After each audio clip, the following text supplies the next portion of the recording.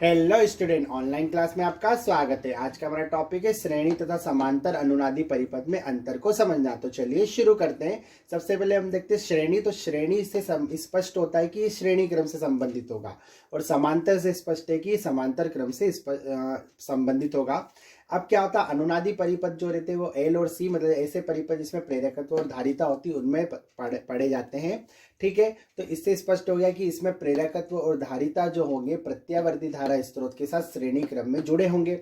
अब समांतर क्रम में यही कंडीशन किसमें आएगी, ये श्रेणी क्रम में जुड़े तो उधर समांतर क्रम में जुड़े होंगे, तो इसमें प्रेरकत्व और धारिता प्रत्यावर्ती धारा स्रोत के साथ समांतर क्रम में जुड़ी होती है।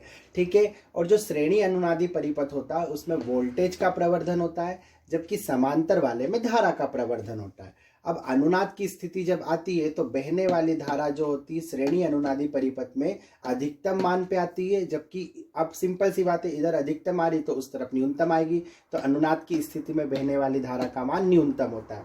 अब धारा का मान जब अधिकतम होता है तो प्रतिबाधा का मान क्या होगा, न्यूनतम होगा, क्योंकि धारा के मार्ग का विरोध, धारा के बहने का विरोध करता है प्रतिबाधा। अब धारा अधिकतम वेग में बह रही तो सिंपल सी बात है, उसे रोकने वाला इतना फोर्स नहीं लगा पा रहा है, इसलिए प्रतिबाधा का मान क्या है, न्यूनतम होता है।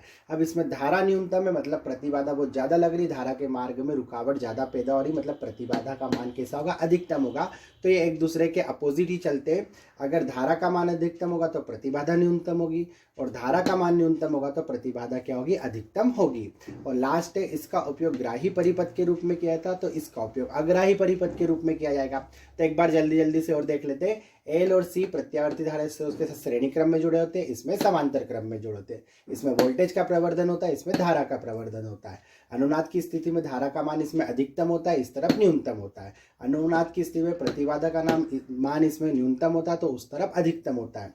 इसका उपयोग ग्राही परिपथ के रूप में होता है, इसका उपयोग अग्राही परिपथ के रूप में होता है। तो उम्मीद है आपको श्रेणी अनुनादी परिपथ और समांतर अनुनादी परिपथ समझ में आ गया होगा। अब मिलते हैं अगले वीडियो में, तब तक आप पढ़ते रहिए। Best of luck for your exam.